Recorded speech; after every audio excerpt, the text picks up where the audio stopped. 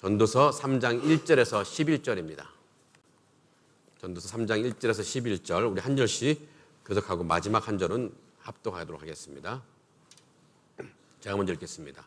범사에 기한이 있고 천하 만사가 다 때가 있나니 날 때가 있고 죽을 때가 있으며 심을 때가 있고 심은 것을 뽑을 때가 있으며 죽일 때가 있고 치료할 때가 있으며 헐 때가 있고 세울 때가 있으며 울 때가 있고 웃을 때가 있으며 슬퍼할 때가 있고 춤출 때가 있으며 돌을 던져 버릴 때가 있고 돌을 거둘 때가 있으며 안을 때가 있고 앉는 일을 멀리할 때가 있으며 찾을 때가 있고 지킬 때가 있고 버릴 때가 있으며 찢을 때가 있고 꿰맬 때가 있으며 잠잠할 때가 있고 말할 때가 있으며 사랑할 때가 있고 미워할 때가 있으며 전쟁할 때가 있고 평화할 때가 있느니라. 일하는 자가 그의 수고로 말미암아 무슨 이익이 있으랴. 하나님이 인생들에게 노고를 주사 애쓰게 하신 것을 내가 보았노라. 같이 읽겠습니다. 하나님이 모든 것을 지으시되 때를 따라 아름답게 하셨고 또 사람들에게는 영원을 사모하는 마음을 주셨느니라. 그러나 하나님이 하시는 일에 시종을 사람으로 측량할 수 하셨도다. 아멘. 자, 우리가 읽은 전도서는 다윗의 아들 솔로몬의 작품입니다. 우리가 이제 지난 한 주 특별 새벽 기도회를 통해서 다윗을 살펴봤는데요. 다윗이 하나님과 가장 친밀했던 왕이어서 하나님을 가장 많이 알았던 인물이라면 그의 아들 솔로몬은 인생에 대해서 참 많이 아는 인물일 것입니다. 하나님이 주신 특별한 지혜로 세상 만물과 만사에 대해 연구를 참 많이 했습니다. 그래서 세상 지식이 참 많고 또 인생에 대한 지혜가 출중합니다. 그러게 그의 교훈은 지금까지도 우리 인생의 보약과 같습니다. 솔로몬이 인생에 대해 교훈하는 책이 바로 전도서인데요. 이 전도서가 3000년 전의 책이긴 해도 여전히 우리에게 좋은 인생의 교훈을 주고 있습니다. 오늘 말씀을 통해 우리가 얻어야 할 교훈이 무엇인지 살펴보면 좋겠습니다. 자, 오늘 말씀 가운데 대표 말씀이 있다면 그것은 1절과 2절입니다. 다시 한번 읽어볼까요? 제가 읽어보겠습니다. 범사에 기한이 있고 천하 만사가 다 때가 있나니 날 때가 있고 죽을 때가 있으며 심을 때가 있고 심은 것을 뽑을 때가 있으며. 자, 솔로몬은 이 범사에 기한이 있고 천하 만사가 다 때가 있다고 합니다. 자, 근데 여기서 주의해야 될 것은요. 1절에 범사에 기한이 있다는 말하고 2절에 날 때가 있고 죽을 때가 있다는 말이 의미상 연결되어 있고요. 또 1절에 천하 만사가 다 때가 있다는 말과 또 2절에 심을 때가 있고 심은 것을 뽑을 때가 있으며가 이 서로 연결되어 있는 말입니다. 한번 하나씩 살펴보겠습니다. 먼저 범사에 기한이 있다는 말, 여기서 범사라는 것은 이 땅에 존재하는 모든 것을 말합니다. 영어로 everything입니다. everything. 그것이 세상에 있는 물건이 될 수 있고 또 식물이나 동물이 될 수 있지만 솔로몬은 특별히 사람을 염두에 둔 것 같습니다. 사람을 포함해 이 세상에 모든 존재하는 모든 것은 기한이 있다는 말이에요. 자, 그럼 기한이 있다는 말은 무슨 뜻일까요? 자, 어떤 분은 이 기한이 있다는 말을 잘못 오해해서 어떤 일에 적절한 때, 좋은 타이밍, 이렇게 이해하기도 하지만 그런 것 같지는 않습니다. 그래서 기한이 있다는 것은 시간 제한이 있다는 거예요.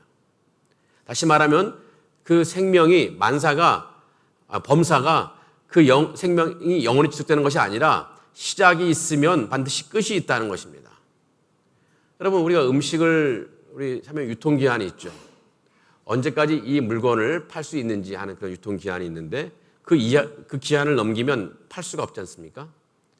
기한이 있다는 말은 끝이 있다는 거예요. 그래서 범사에 기한이 있다는 말은 이 땅에 존재하는 모든 것은 영원히 존재하는 것이 아니라 언젠가 이 땅에서 사라질 때가 있다는 거예요. 그것이 생명이 있는 것이든 생명이 없는 물체든 간에 반드시 끝이 있다는 것입니다. 그래서 아까 말씀드렸던 2절에서 전도자가 보충 설명하는 것은 날 때가 있고 죽을 때가 있으며 라고 말하는 거죠. 이 땅에 존재하는 모든 것, 언젠가 죽거나 사라질 때가 있다는 것입니다. 이것이 범사의 기한이 있단 말입니다. 저는 이전 교회에 있을 때 아주 독특한 경험을 한 적이 있습니다. 어느 젊은 신혼부부 가정에 첫 아기가 태어나서 제가 출산 신방을 갔습니다. 태어난 지 며칠 안 됐었어요. 이 태어난 지 며칠 안 된 이 아기를 제가 딱 안고 보니까 이 아기가 너무 귀여운 거야. 정말 이 생명의 이 오묘함이란 많은 생각이 스쳐 지나갑니다. 그러면서 이 아기가 앞으로 어떤 삶을 살아갈까 굉장히 궁금해 그런 느낌이 들었는데 이 아기는 지금 이렇게 누워서 또 혹은 제 팔에서 아둥바둥대고 있지만 조금 있으면 분명히 이 아기는 기어다니겠죠. 기어다니다가 조금 있으면 또 걸어다닐 텐데 이제 걷기 시작하면 여러분도 다 아시다시피 집안이 난리가 나는 거죠. 그러다가 이제 좀 커서 유치원 다니다가 이제 학교도 다닐 텐데 또 중학교 때 사춘기를 지나면서 이제 엄마와 매일 싸우겠죠.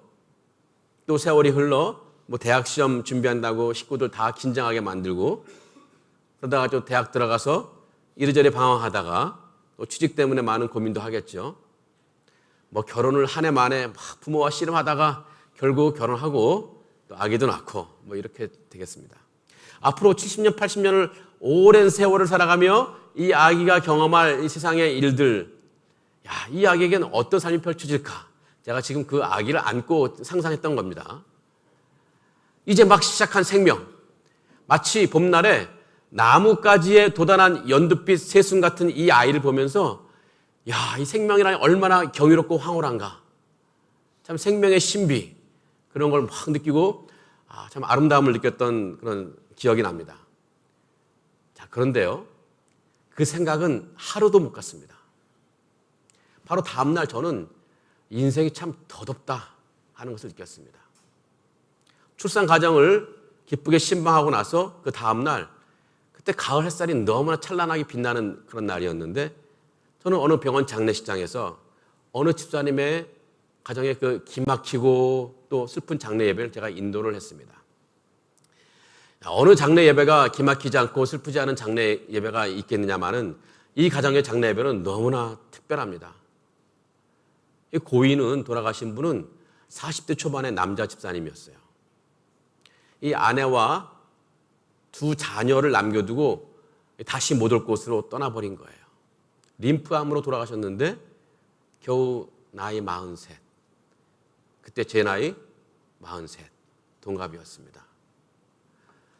동갑내기 목사가 동갑내기 성도의 장례 예배를 인도하니까 별별 생각이 다 나는 거예요.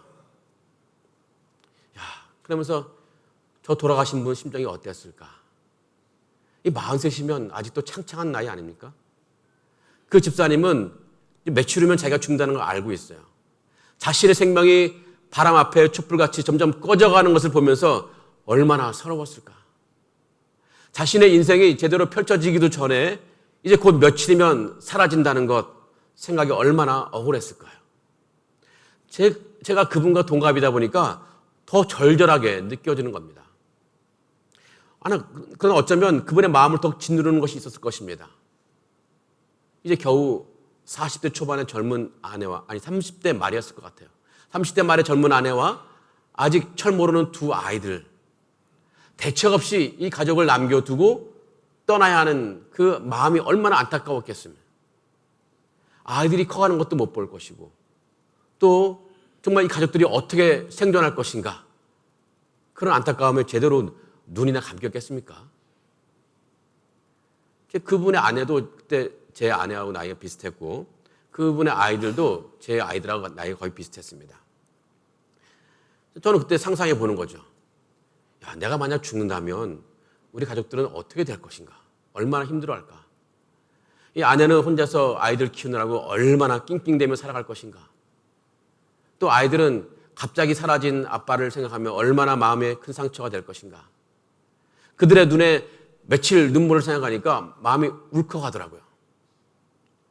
분명 이제 막 돌아가신 그 남자 집사님도 그런 아픔 때문에 아마 제대로 눈이 못 감겼을 것 같습니다. 이런 마음으로 장례 예배를 인도하면서 사람의 생명 정말 이렇게 허망하구나 하는 생각을 하게 된 거죠. 누가 그 생명의 길고 짧음을 자랑할 수 있을까요? 우리 생명은 영원할 것 같은데 사실 영원하지 않죠. 어떤 때는 그냥 순간적으로 확 사라질 때도 있습니다. 그럼 범사에 기한이 있다는 것은 이 땅에 존재하는 모든 것은 언젠가 끝날 날이 있다는 것입니다. 그런데 언제 끝날지 알 수가 없죠. 그러기에 전도서 기자 솔로몬이 우리에게 교훈하는 것은 너희들 교만하지 말아라. 너희들 인생의 한계 분명히 있다. 언제 끝날지 알 수가 없다. 인생의 한계를 인정하며 살라고 우리 교훈하는 것입니다. 자, 두 번째로 본문 1절에 또 다른 말씀이 있었죠. 만사가 다 때가 있다는 것인데요. 만사가 다 때가 있다. 여기는 영어로 every activity under heaven이라고 되어 있더라고요. 하늘 아래 있는 모든 행위. 사실 이 말은 범사의 기한이 있다는 말과 거의 비슷한 말이지만 이제 주어가 다르죠. 여기서 만사란 세상의 모든 일을 가리킵니다. 사람이 이뤄놓은 업적, 사람이 또 쌓아놓은 큰 일들. 또 때가 있다는 말은 이 기한이 있다는 말과 유사한데 영원한 것이 아니고 유효기간이 있다는 거예요. 유효기간이 있어요. 사람이 이뤄내는 업적은 영원토록 지속하지 못한다는 것이죠. 다시 말하면 언젠가 어떤 일이나 업적들이 뒤집어지거나 그 의미가 퇴색될 수 있다는 것입니다. 특히 우리가 행한 일, 우리가 이뤄낸 것, 그것이 오래 유지될 것 같지만 실상은 그렇게 오래 가지 않는다는 거예요. 우리가 정말 자랑스럽게 이뤄놓은 일, 시간이 지나면 사람들 잊혀지고 세상에는 흔적도 없이 사라질 수 있다는 것입니다. 세상 일이 다 그렇다는 거예요. 그래서 아까 읽었던 2절 후반부 보충 설명을 보면은요, 거기에 무슨 말씀이 있냐면 심을 때가 있고 심은 것을 뽑을 때가 있다고 되어 있습니다. 아마도 전도자는 이 나무를 비유로 들었던 것 같아요. 누군가가 나무를 심는 수고를 했겠지만 언젠가 시간이 지나면 그 심겨진 나무가 뽑혀서 그 나무를 심었던 수고와 의미는 다 사라진다는 얘기죠. 제가 어렸을 적에 다녔던 교회가 있는데 거기 그 교회는 강원도 철원에 교회 수양관이 있습니다. 우리 교회 성도님 가운데 철원에서 두 분 만나서 결혼하신 분도 있는데 강원도 철원에 그 수양관이 있어요. 그때 우리 교회에서 어떤 행사를 했느냐 하면 그 수양관에 각자 성도들이 나무를 심고 그 나무에 성도의 이름을 붙이는 거예요. 라벨을 붙이는 거예요. 성도들에게 이제 나무를 하나씩 사게 해서 그 나무에 이름표를 붙여주는데 저도 그때 이제 5,000원 주고 제 이름으로 된 나무를 사서 심었죠. 사과나무였는지 무슨 나무였는지 정확히 기억 안 나지만 과일나무였던 것 같아요. 저는 그때 부푼 꿈을 안고 그 나무를 심을 때 땅도 잘 파주고 물도 잘 부어주고 잘 자라게 해달라고 심지어 기도까지 했습니다. 기대가 컸죠. 어떤 분은 개를 위해서 기도해달라는 분도 있더라고요. 자, 그때 생각하기를 비록 지금은 작은 나무이지만 묘목에 불과하지만 오랜 세월이 흘러 제가 다시 오게 되면 이 나무는 굉장히 큰 나무가 되어 있을 것이라고 생각에 너무 기분이 좋았습니다. 그때 제가 대학생 때였는데요. 먼 훗날 결혼해서 제 아들이나 딸 데리고 와서 그 나무를 보여줄 상상을 하는 거예요. 그 나무 그늘에 앉아서 야 얘들아 내가 어릴 적에 젊은 날에 이 나무 심었어. 봐 지금 이렇게 커서 저 햇빛을 가려주는 큰 그늘도 만들어주고 저 과일들 봐. 얼마나 아름답고 탐스럽니. 그런 것을 보여주면서 야 이런저런 삶의 교훈을 우리 아이들에게 들려줄 거라고 생각했더랬습니다. 뭐 영화에 보면 그런 장면 많이 나오지 않습니까? 그렇죠? 그런 꿈을 꾸었는데 한동안 제가 거의 그 수양관에 가보지 못했어요. 제가 뭐 다른 교회도 사역을 했었고 또 오랫동안 외국에 있다 보니까 그 교회 수양관에 가볼 기회가 없었죠. 한 15년이 흐른 뒤에 드디어 그 교회 수양관을 가게 됐습니다. 제 아내하고 아이들 데리고 이제 소풍을 간다는 마음으로 이제 가고 있었는데 내심 무슨 생각을 했느냐 하면 내 이름으로 된 그 나무 어떻게 됐을까? 정말 궁금한 거예요. 우리 함께 가는 내 딸과 아이들 사실 몰랐어요. 그 나무가 내 이름 됐는지. 그래서 깜짝 놀라게 해주고 야, 이봐라. 내가 15년 전에 아빠 이름으로 심어놓은 나무야. 저 열매들 봐. 깜짝 놀라게 해줄 마음으로 데려갔죠. 그러면서 저 나무 그늘 밑에서 내가 무슨 교훈으로 아이들이 가르칠 것인가. 이런 생각을 생각하며 그곳에 갔더랬습니다. 어떻게 되었을까요? 정말 큰 나무가 되었을까요? 그 나무에 과일들이 맺어졌을까요? 아니었습니다. 그곳에 가보니 그 나무 없어졌습니다. 어찌된 노릇일까? 알고 보니까 아주 진작에 수양간 조경이 바뀌는 과정 속에서 그 나무는 아주 오래전에 뽑혀버리고 말았어요. 뽑히고 난 후에도 제가 상상 안 했죠. 거기 가서 한번 아이들하고 데려갈 꿈들. 그곳에 계신 분들에게 좀 물어보니까 하도 오래전에 뽑혀서 그 나무 어디 있는지 알 수도 없다는 거예요. 정말 기분이 참 묘하더라고요. 그래서 제가 얼마나 정성스럽게 그 나무를 심었는데, 기도까지 했는데, 마음이 얼마나 이 허탈했는지 제가 그 나무가 있던 자리를 한동안 떠나지 못했습니다. 제가 그때 15년 전에 그 나무를 심으면서 흘렸던 그 땀을 흘리면서 심은 그 수고, 이게 뭐란 말이냐. 물론 이제 나무를 심었던 것이 꼭 의미는 없지는 않았을 거예요. 몇 년 동안 자라다가 또 다른 사람의 그늘이 됐을 것이고, 또 다른 새들에게 또 안식처가 되었을 수도 있고, 혹시나 또 과일이 열렸으면 또 누가 따먹을 수도 있겠죠. 다만 그것이 오래가지 않았을 뿐이죠. 저는 그때 솔로몬이 가르쳐준 인생의 또 다른 진리를 이해하게 되었습니다. 우리가 행하는 큰 일들, 우리가 쌓아놓은 업적, 정말 이것은 오래오래 세상 사람들에게 선한 영향력을 미칠 거야 했던 그런 많은 업적들, 언젠가 시간이 되면 흔적도 없이 사라지고 아무런 의미도 없이 사라지고 기억도 못하는 것으로 바뀔 때가 있는 것이죠. 이 땅에서 우리가 무엇인가를 얻으려고 행한 모든 세상의 수고는 어쩌면 나름대로 의미를 가질 수 있긴 하겠지만, 시간이 지나면, 세월이 지나면 이상 아무런 의미를 갖지 못한 때가 온다는 거예요. 지금은 유익한 것 같아도 시간이 지나면 그냥 무익해 버리는 경우가 많다는 것입니다.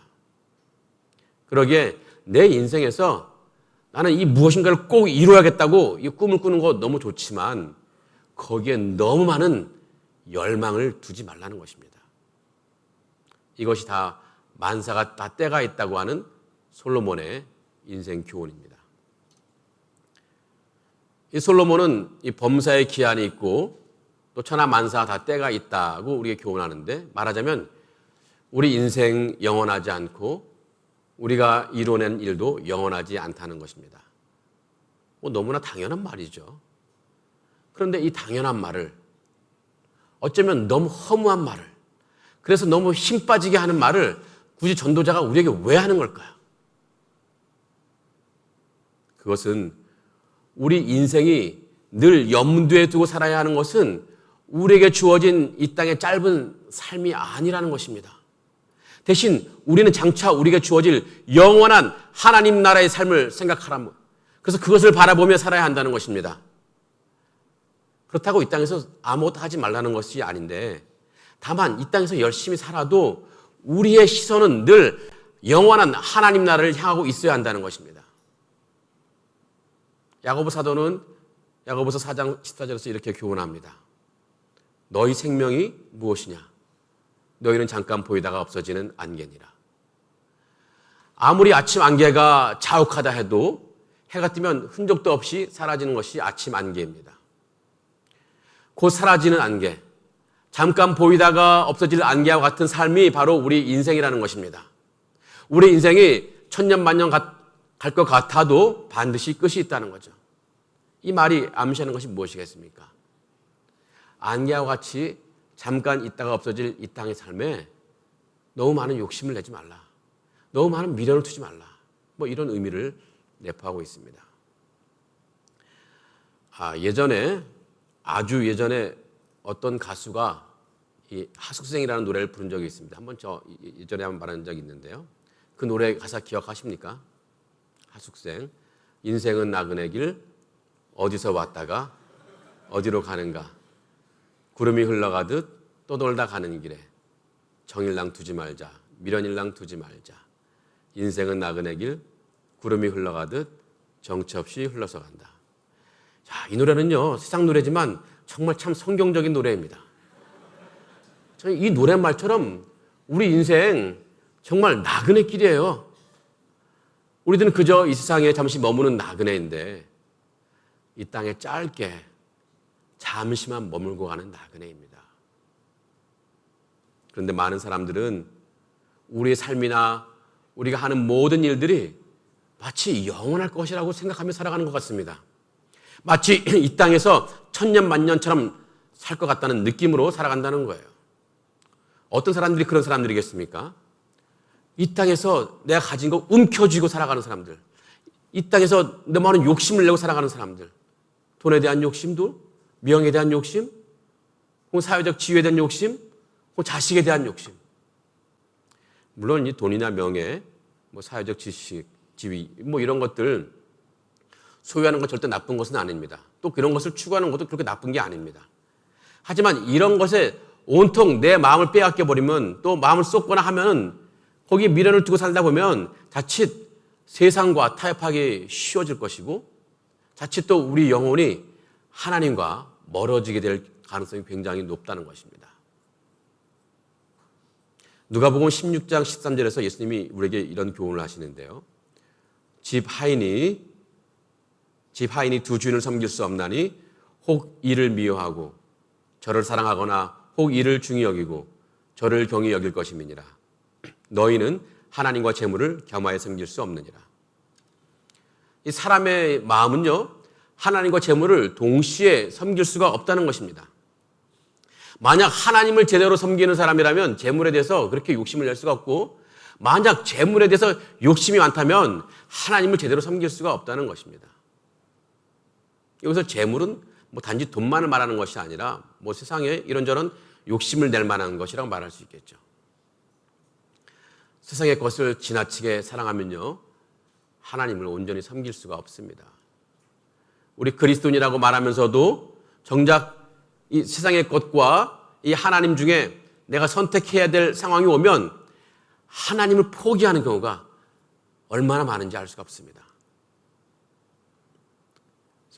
사회적으로 뭔가를 이루기 위해서, 내 개인적인 어떤 욕심을 채우기 위해서 신앙이 뒷전으로 물러갈 때가 얼마나 많은지 알 수가 없다는 거예요. 결국 이 세상 것을 사모하다 보면 하나님을 가까이 하지 못한, 심지어 하나님과 원수가 되는 경우도 있습니다. 세상의 대한 욕심 때문에 하나님과의 관계를 온전히 이루지 못하는 것은 어쩌면 장차 우리가 가게 될 영원한 삶에 대해서 아무런 준비를 하지 않는 것 같아요. 영원한 하나님 나라의 삶보다는 지금 잠시 안개와 같은 삶에 자신의 삶을 허비하는 그런 삶이라는 것입니다. 한번 예화가 하나 있는데요. 어떤 사람이 지금 살고 있는 집이 오래되고 낡았습니다. 이제 그 집이 재개발되어 결정되어서 한 달 뒤면은 그 집을 나가야 됩니다. 그 집은 이제 한 달 뒤면은 다 부서지게 될 거예요. 감사하게도 이제 다른 좋은 곳에 아파트가 당첨되어서 한 달 뒤면 또 그 다음 집으로 입주하게 되어 있습니다. 이제 한 달만 있으면 그 오래된 집, 낡아서 너무 불편했던 집 떠나서 새 아파트로 이사가게 해서 얼마나 이제 기대감이 클까요? 근데 이 사람이 아주 희한한 일을 벌입니다. 지금 그 낡은 집, 한 달만 있으면 그 없애버릴 집, 그러니까 무너질 집, 그 집을 리모델링 하는 거예요. 그 안에를. 곧 재개발돼서 완전 헐어버릴 집인데도 그 집안을 리모델링해요. 무슨 생각을 하냐면은, 한 달이라도 좀 아주 편하게 살아보자, 좀 멋있게 살아보자 하는 마음으로 그 한 달 동안 살 집을 리모델링 한다고 합니다. 비싼 도배지로 도배를 하기도 하고, 커튼도 아주 비싼 것으로 바꾸고, 장판도 바꾸고, 화장실도 개조하고, 보일러도 바꾸고. 한 달만 있으면 좋은 아파트로 갈 그 사람이 이제 곧 없어질 그 집에 좀 불편하다고 돈을 많이 들여서 수리합니다. 여러분 생각에 지혜로운 일일까요? 지혜로워요? 아니죠. 한 달은 생활이 안락할지도 모르겠습니다. 하지만 얼마나 어리석어요. 아니 어쩌면 수리가 채 끝나지 않아서 한 달 내내 더 불편할 수도 있을 것 같아요. 물론 이런 사람은 실제 없을 것입니다. 하지만 이런 방식으로 살아가는 사람은 참 많습니다. 어떤 사람들이겠습니까? 잠시 머물다가 세상의 것에 욕심을 내서 그것을 갖고자 하려고, 그것을 누리고자 하려고 자신의 인생을 좀 허비하는 사람들입니다. 좀 지혜로운 사람이라면 좀 옛날 낡은 집, 좀 불편하더라도 좀 참고 견뎌내겠죠. 이 돈에 여유가 있으면 그것을 지금 낡은 집에 투자하겠습니까? 이사갈 새로운 집에 거기다가 더 투자해서 더 좋은 집으로 만들겠죠. 이 영적으로 어리석은 사람은 이 세상에 자신의 모든 삶을 투자하고 자신의 모든 에너지와 힘을 다 쏟아붓습니다. 이 세상 살아가는 것에 대해서. 그 사람에게는 마치 이 세상 삶이 전부라고 생각하는 것 같아요. 그러나 영적으로 지혜로운 사람은 어떻게 하겠습니까? 영원한 천국의 삶을 소망하면서 낡은 옛집 같은 이 세상의 삶에 과도하게 미련을 두지 않고 과도하게 욕심을 내지 않습니다. 오히려 영원한 것을 사모하며 영원한 것에 더 많은 투자를 하겠죠. 우리가 만약 영원한 것을 더 소중히 여긴다면 우리는 다른 사람들과 살아가는 자세가 달라야 됩니다. 자, 마태복음에서 주님은 이렇게 말씀하십니다. 마태복음 6장 19절 20절인데요. 너희를 위하여 보물을 땅에 쌓아두지 말라. 거기는 좀과 동록이 해하며 도둑이 구멍을 뚫고 도둑질하느니라. 오직 너희를 위하여 보물을 하늘에 쌓아두라. 거기는 좀이나 동록이 해하지 못하며 도둑이 구멍을 뚫지 못하고 도둑질도 못하느니라. 지금 예수님은 언젠가 떠나게 될 이 땅에 너희들 보물을 쌓아두지 말아라. 하나님을 위해서 너희들 갖고 있는 재능과 시간과 모든 것들을 사용해서 그렇게 해서 그 보물을 하늘에 쌓아두라고 우리에게 권면하고 교훈하는 거예요. 그러므로 사랑하는 성도 여러분, 여러분 갖고 있는 보물을 땅에 쌓아두지 않으시기 바랍니다. 세상의 것에 너무 욕심을 내지 않고 살아가시길 바랍니다. 또 이미 세상 것을 많이 가지고 계신 분들은 그런 것들을 오로지 자신의 즐거움과 자신의 만족과 자신의 쾌락을 위해서 그것들을 다 사용할 것이 아니라는 거예요. 대신 여러분의 귀한 시간이나 물질이나 여러분의 에너지, 재능 모든 것들을 정말 하나님을 위해서 한번 사용해 보라는 거예요. 여러분에게 주어진 이 재능과 시간, 여러분에게 주어진 이 넉넉한 삶의 환경, 이런 것들을 하나님께 영광 돌리는 삶, 그런 도구로 한번 사용해 보시라는 것입니다. 그게 바로 솔로몬이 우리에게 말하려고 하는 지혜예요. 감사하게도 우리 교회 많은 성도님들 그렇게 살아가고 있습니다.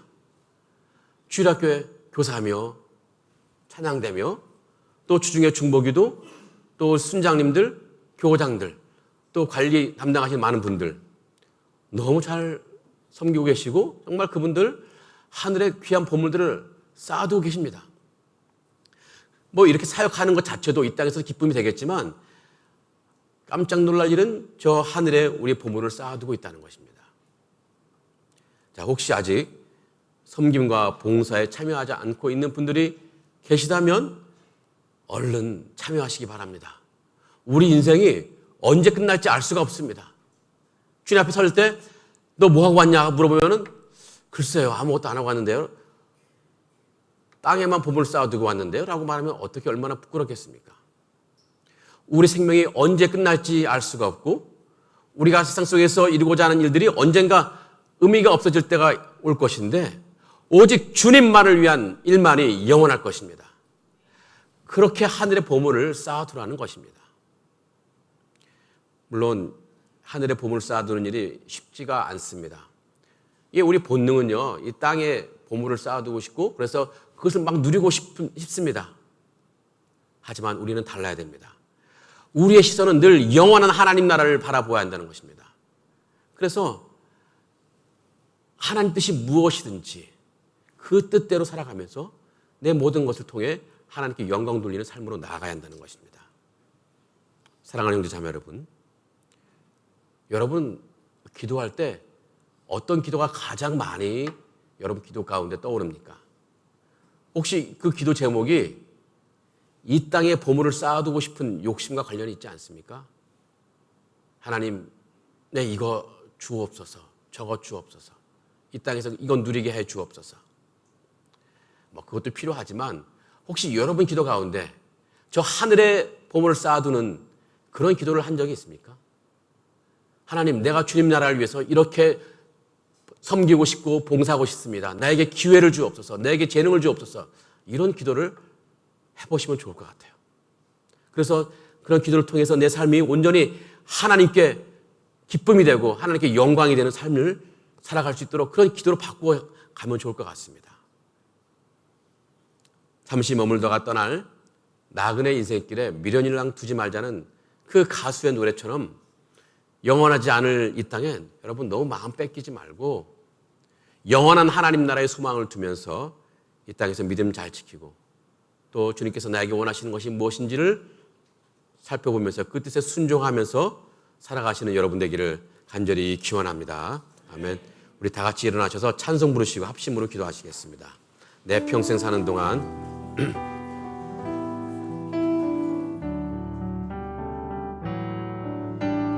내 평생 사는 동안 주 찬양하리 여호와 하나님 내 주를 찬양하리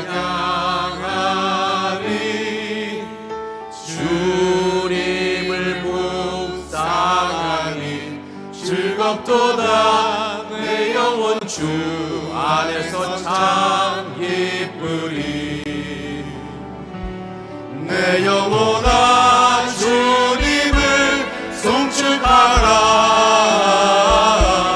내 영혼아 주님을 찬양하라 내 영혼아 주님을 송축하라 내 영혼아 주님을 찬양하라 내 평생 사는 동안 내 평생 사는 동안 주 찬양하리 여호와 하나님 내 주를 찬양하리 주님을 묵상하니 즐겁도다 내 영혼 주 안에서 참 기쁘리 내 영혼아 주님을 송축하라 내 영혼아 주님을 찬양하라 내 영혼아 주님을 송축하라 내 영혼아 주님을 찬양하라 내 영혼아 주님을 송축하라 내 영혼아 주님을 송축하라 내 영혼아 주님을 찬양하라 내 영혼아 주님을 송축하라 내 영혼아 주님을 찬양하라 아멘. 우리 같이 합심 기도할 텐데요. 합심 기도 제목들을 세 가지를 같이 읽고 아멘하고 기도하도록 하겠습니다. 먼저 1번부터 시작하겠습니다. 시작. 내 생명에 한계가 있고 내 일에 유한함이 있음을 인정하고 세상 것에 대한 욕심을 내려놓게 하소서. 아멘. 오직 하나님만을 위한 일만이 영원하다는 것을 믿고 남은 생에 주님을 위하여 살게. 아멘. 상하이 한인연합교회가 이 세상 속에서 주님 뜻을 이루는 일에 열심을 내게 하옵소서. 아멘. 같이 함께 기도할 때 저를 따라 주님 부르고 기도하겠습니다. 주여 은혜를 주옵소서. 주여 평생 주님 위에 살게 하옵소서. 평생 주님 위에 살게 하옵소서. 같이 기도하겠습니다. 살아계신 하나님, 이 시간도 주님께 건고합니다. 우리 삶을 인도하시는 하나님, 하나님 우리 형편에 어떠하든지 우리 마음 깊은 주님을 찬양하는 삶이 되게 하여 주시옵소서. 하나님 이 땅에 보물 쌓아두지 않기보다는 그렇게 애를 쓰기보다는 하늘에 보물 쌓아두는 인생 되게 하여 주시옵소서. 아버지, 우리에게 주어진 이 짧은 인생길에 아버지 산끝에 너무 많은 것을 위해서 허비하지 않게 하시고 오직 주님을 위해서 삶을 사용하게 하시고 내게 주어진 모든 재능과 시간과 돈과 모든 것들을 주님의 헌신하고 쓰여갈 수 인도해 주시옵소서. 오직 주의 나라와 영광만을 사용할 수 있도록 인도해 주시옵소서. 그리하여 하나님 나라에서 뵐 때 하나님이 기쁘시게 받으시는 주님 나라 나갈 때 하나님 주님 영광스럽게 뵐 수 있는 우리 삶이 되게 하여 주시옵소서. 오직 주님만을 위해 살게 하여 주시고 오직 주님 능력대로 살게 하여 주시옵소서. 내 생명에 한계가 있고 아버지 내 일에 거기 욕심 들 것이 아니라 오직 정말 하나님께서 이끌어 가신 대로 살아갈 수 있도록 하나님 축복해 주시옵소서. 오직 하나님만의 영광을 믿고 하나님 나라를 위해서 내가 열심히 수고하고 헌신하는 종이 될 수 있도록 축복해 주시옵소서. 오직 주님께 나아갈 수 있도록 인도해 주시옵소서. 우리 삶을 인도하시는 하나님, 우리 형편이 어떠하든 우리 마음 깊은 곳에서 주님을 찬양하는 삶이 되게 해 주옵소서.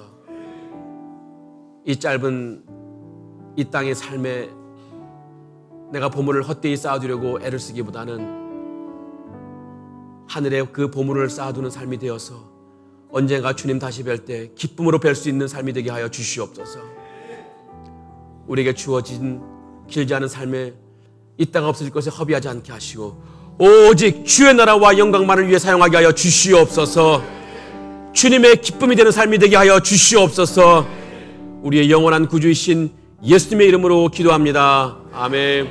이제는 우리 주 예수 그리스도의 은혜와 하나님의 사랑과 성령 하나님의 인도하심이 비록 이 땅에 살지만 이 땅의 짧은 삶보다는 영원한 하나님 나라의 삶을 바라보며 주님이 우리에게 주신 귀한 삶의 시간을 주님을 위하여 사용함으로 하늘의 보물을 쌓아두기를 소망하는 상하이 하나님교회 모든 성도들 머리 위에 지금부터 영원토록 함께 계실지어다. 아멘.